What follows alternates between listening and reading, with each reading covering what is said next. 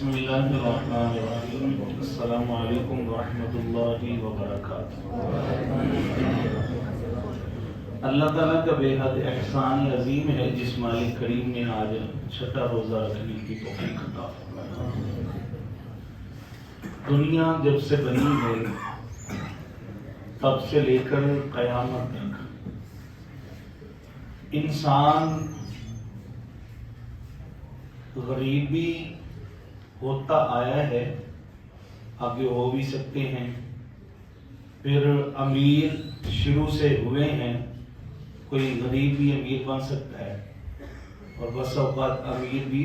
غریب بن جاتے ہیں، اور بس اوقات بادشاہ جو ہیں فقیر بن جاتے ہیں اور بس اوقات فقیر بادشاہ بن جاتے ہیں۔ یہ دنیا کے معاملات ہیں۔ دنیا کے اندر انسان کو اپنے اعمال کی طرف خیال کرنا چاہیے، جس طرح صحابہ کرام اپنے عملوں کو بڑھاوا دینے کے لیے، نیکیوں میں اضافہ کرنے کے لیے جدوجہد کرتے ہیں، اور نبی پاک صلی اللہ علیہ وسلم سے عرض گزاری کیا کرتے تھے۔ وہ صحابہ جانتے تھے کہ اللہ تعالیٰ نے نبی پاک صلی اللہ علیہ وسلم کی کسی بھی بات کو رد نہیں فرمانا۔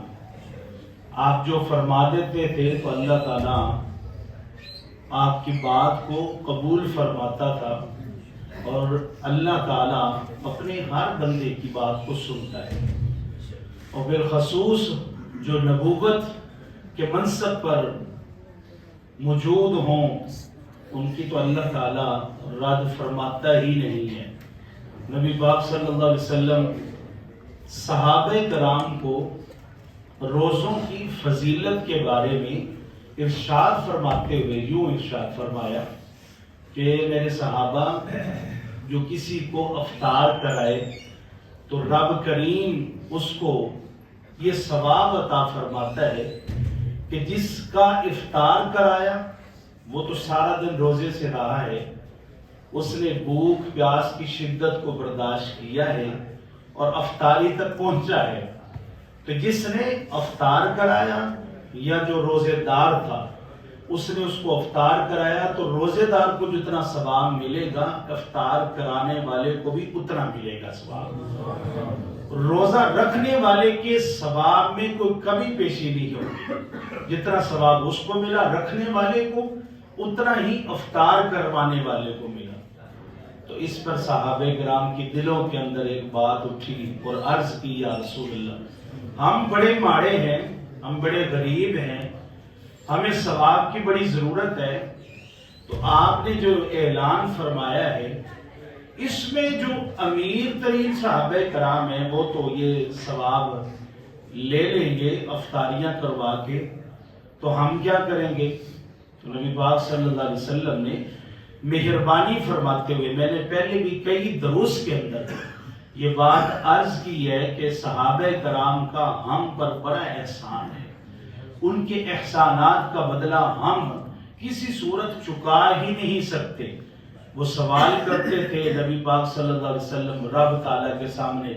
عرض کر دیتے تھے، رب تعالیٰ مقبول منظور فرماتا تھا اور اللہ تعالیٰ اس قانون کو رائج فرما دیتا۔ تو صحابہ کرام نے عرض کی، یا رسول اللہ صلی اللہ علیہ وسلم، ہم بڑے ماڑے ہیں، ہمارے پاس اتنا اہتمام نہیں ہے، تو ہم کیا کریں؟ حضور علیہ السلام نے ارشاد فرمایا، تم کسی روزے دار کو ایک کھجور اگر کھلا دو،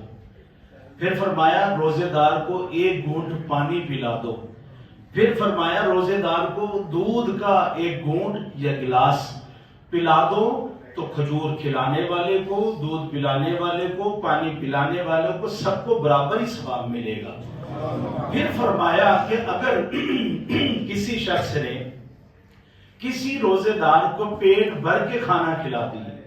افطاری کرانے کے بعد پیٹ بھر کے اس کو کھانا کھلا دیا، تو نبی پاک صلی اللہ علیہ وسلم نے ارشاد فرمایا، جس نے روزے دار کے ساتھ یہ والا معاملہ فرمایا تو پھر وہ کل بروز قیامت حوض کوثر سے میرے پاس آ کر جام حوض کوثر وہ مجھ سے آ کر پی لے۔ تو جو جامع حوض کوثر ہے، وہ جو جام ہے حوض کوثر کا، جو نبی پاک صلی اللہ علیہ وسلم کو اللہ تعالیٰ نے عطا فرمایا، سورہ کوثر میں اس کا تذکرہ بھی موجود ہے۔ تو نبی پاک صلی اللہ علیہ وسلم نے ارشاد فرمایا، جس نے جام حوض کوثر سے میرے ہاتھوں سے جام وہ پی لیا، وہ پانی پی لیا، تو پھر 50,000 سال کا وہ جو دن ہوگا قیامت کا، وہ اس نے جیسے ہی حوض کوثر سے مجھ سے پانی پی لیا تو 50,000 سال کا وہ جو دن، کڑا دن ہے، وہ دن ختم ہونے تک، یہاں تک جنت میں داخل ہونے تک اس بندے کو دوبارہ پیاس نہیں لگے گی، جس نے وہ حوض کوثر سے پانی پی لیا نبی پاک صلی اللہ علیہ وسلم کے مبارک ہاتھوں سے۔ عمل کتنا چھوٹا سا لگ رہا ہے بظاہر۔ آج اگر ہم دیکھیں نا، جو امیر لوگ ہیں وہ کیا کرتے ہیں؟ امیر لوگوں کی دعوتیں کرتے ہیں، بریانیاں بکریاں جناب دیکھے بن رہی ہیں،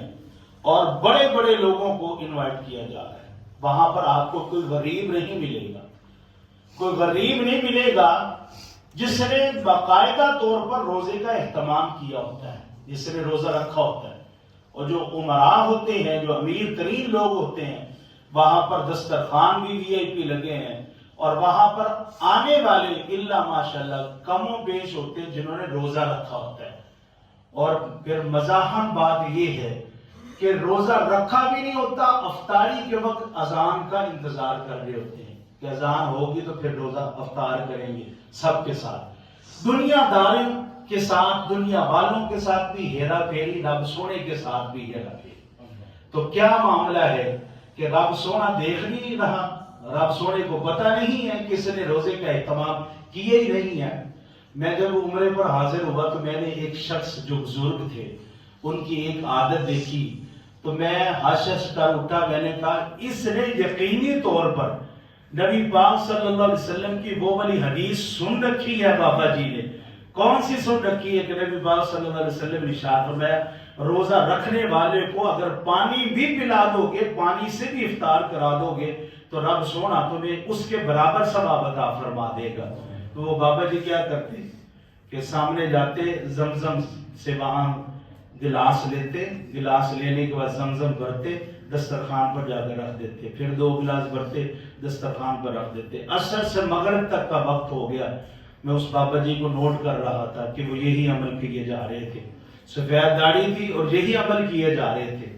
کیا کہ پانی بھرتے تھے سامنے دسترخوان، کیونکہ دسترخوان آج بھی مکہ ہو یا مدینہ، پیر اور جمعرات کو دسترخوان لگتا ہے، ویسے تو ہر روز ہی لگتا ہے، لیکن اہتمام کے ساتھ پیر اور جمعرات کو افطاری کرنے والوں کے لیے دسترخوان کا باقاعدہ اہتمام کیا جاتا ہے۔ تو بابا جی پانی بھرتے اور دسترخوان پر جا کر رکھ دیتے، پانی بھرتے دسترخوان، اس لیے اس تمنا اور اس یقین کے ساتھ وہ پانی بھر بھر کے رکھ رہے تھے کہ نہ جانے اس دسترخوان پر کون سا بندہ روزے کی حالت میں آئے گا، وہ روزہ افطار کرے گا تو رب سونا میرا بھی کام سواللہ فرما دے گا۔ دعا کرے نا کہ رب سونا ہمیں اس دسترخوان پر بیٹھ کر، اور بالخصوص رمضان المبارک میں بیٹھ کر افطاری کرنے کی توفیق عطا فرمائے۔ نبی پاک صلی اللہ علیہ وسلم نے ارشاد فرمایا کہ جس شخص نے رمضان المبارک میں عمرہ کیا وہ یہ سمجھے کہ اس نے میرے ساتھ حج پڑھ لیا ہے۔ تو رمضان میں روزہ بھی رکھا ہو اور سامنے روزہ بھی ہو، روزہ بھی رکھا ہو سامنے روزہ بھی ہو، نگاہوں میں سامنے نگاہوں میں روزہ ہو اور روزہ یہاں پر بھی رکھا ہو، تو کتنا چس والی بات ہے کہ روزہ دیکھ کے روزے کو افطار کر لیا جائے۔ تو یہ اللہ تعالیٰ سعادتیں ہر ایک کو نصیب فرمائے، رمضان المبارک میں جانا ہمیں نصیب ہو۔ آخری بات یہ ہے کہ نبی پاک صلی اللہ علیہ وسلم نے ارشاد فرمایا کہ کسی کو فجر سے ظہر تک کی محنت کرنے کا صلہ ملتا ہے 1 قرات، اور کسی کو ظہر سے عصر تک محنت کرنے کا صلہ ملتا ہے 1 قرات، پھر کسی کو مغرب سے عصر سے مغرب تک محنت کرنے کا صلہ ملتا ہے 2 قرات۔ قرات کا معنی ہے پہاڑ، 1 قرات پہاڑ، پہاڑوں کے برابر نیکی۔ تو نبی پاک صلی اللہ علیہ وسلم نے ارشاد فرمایا جس مزدور کو آپ نے لے کر آئے ہیں اس مزدور سے یہ طے پایا ہے آپ کا کہ سارا دن مزدوری کرو گے 1000 روپے آپ کا ہے، پھر جو ظہر کے وقت تک اس نے مزدوری کی ہے، شام تک بات ہوئی ہے کہ شام تک آپ نے رہنا ہے، ہمارے پاس کام کاج کرنا ہے، شام کو مزدوری مل جائے گی۔ پھر ایک شخص جو ظہر سے عصر تک آیا، اس کو بھی یہی کہا گیا ہے کہ مزدوری 1000 روپے ہی ہے۔ سارا دن والے کو بھی کہا، ظہر سے عصر والے کو بھی کہا۔ یہ نبی پاک صلی اللہ علیہ وسلم صحابہ کرام سے مثالیں جو فرما رہے ہیں۔ پھر فرمایا ایک شخص ایسا آیا جس کو مزدوری نماز عصر سے نماز مغرب تک کام کرنے پر اس کے مالک نے اس کو 2 قرات اس کو مزدوری دے دی، 2000 سمجھ لیں، 2000 اس کو دے دی۔ تو پہلے والا شخص جس نے سارا دن مزدوری کی ہے اس کو 1000 ملا ہے، اور جو عصر سے مغرب جس نے مزدوری کی اس کو 2000 ملا ہے۔ تو پہلے والا شخص یہ نہیں کہہ سکتا کہ میرے مالک نے میرے ساتھ زیادتی کی ہے، مجھے تھوڑی مزدوری دی ہے، اس کو زیادہ دی ہے۔ نبی پاک صلی اللہ علیہ وسلم نے ارشاد فرمایا یہی مثال ہے روزے دار کی، کہ روزے دار جو ہے کسی نے صبح فجر سے لے کر مغرب تک روزے کو سنبھالنا، محنت کی ہے، اور کسی کو آنن فانن ثواب مل جاتا ہے۔ کس بات پہ؟ کہ اس نے روزے دار کو افطار کرا دیا ہے تو اس کو ثواب مل گیا ہے۔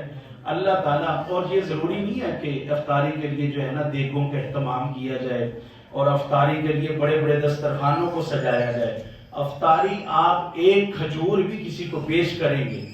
یا ایک پاؤ کھجور لے لیں تو پڑوسیوں کو دے دیں، اور پڑوسیوں کو کہیں گے آج افطاری ہماری طرف سے ہے، یہ اس سے آپ افطار کر لیجئے گا۔ تو ایک تو پیار محبت بڑھ جائے گی